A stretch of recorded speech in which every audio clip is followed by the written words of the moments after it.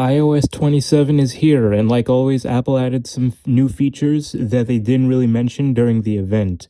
So today I'm going over 50 of those right now. On your lock screen, you can now put the clock right next to the date. Notifications have a new animation where they now slide in from the left. When you unlock your iPhone, you'll see a new indicator for a few seconds below your time on the top left, as this is where you now have to swipe down to access notifications. In the Photos app, you can now save a frame from a video as a photo without needing to take a screenshot.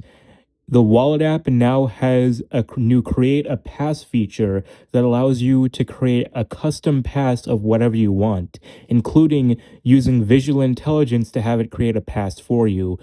When you view an order in the Wallet app, you can now view specifics about the order total, like the shipping cost and quantity.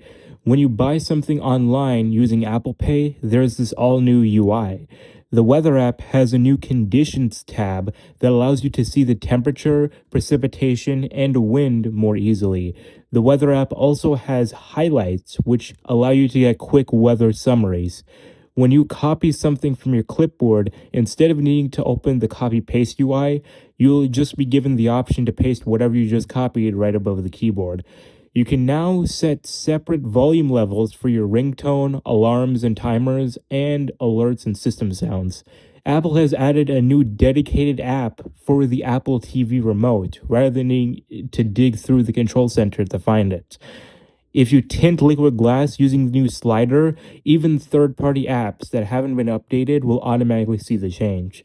Alongside this, the search tab is now unified with the rest of the tab bar in every native Apple app now. And if you don't want to reach up to tap the search bar, just tap the search icon and it'll do the same thing. The camera app has this new UI with the controls centered at the top and more controls in the menu here, but it doesn't have the rumored customization features, unfortunately. AirPods have a new settings UI and a new pairing animation. In Apple Podcasts, you can now search within individual podcast episodes. In Find My, when you share a location, you can set a custom duration. In addition, you can now pause location sharing with select people until the end of the day. When you set a timer from anywhere outside the clock app, you'll get this new ticker interface. The iTunes Store app has been redesigned with liquid glass, though there's still some UI elements here that date back to iOS 7. In Control Center, there's a new background for the plus and power buttons to make them easier to see. In the Calendar app, the Year View has a tweaked interface that's a bit more spacious. There is a new battery icon when battery percentage is turned off. Now it's a lot more consistent with the icon that has the battery percentage turned on. And on the iPhone SE, that new icon is present whether the battery percentage is turned on or off. There is a new design for the power off screen.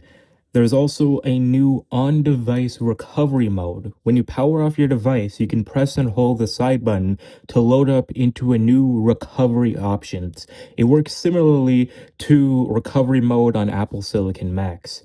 Once you're here, you can use a new recovery assistant, software update, diagnostics mode for Apple support, erase all content and settings, or just enter the traditional recovery mode that requires a computer. As you can see, it's a little unfinished with the status icons up top. On older devices like the iPhone SE here, the software update option is missing. In the Clock app, under Timers, the Edit button is off to the right now, and it has a liquid glass tint when you tap on it. In apps that haven't been updated, the liquid glass keyboard is now present system-wide. The AirPlay screen mirroring UI now has a smaller interface in Control Center. The screen recording interface has also been made a lot more compact now.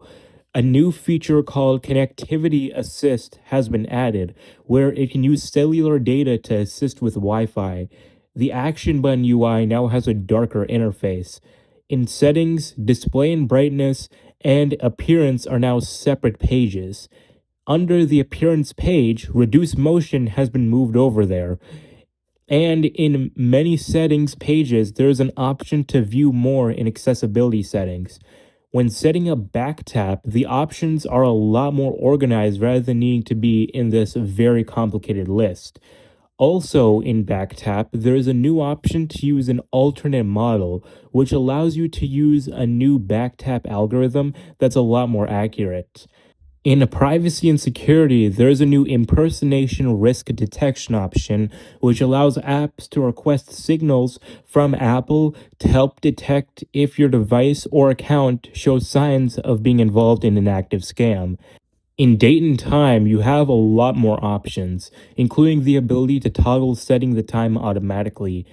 In keyboards, you can now toggle Genmoji suggestions, as that's now a new feature with iOS 27. In legal and regulatory, there is now the option for safety and handling.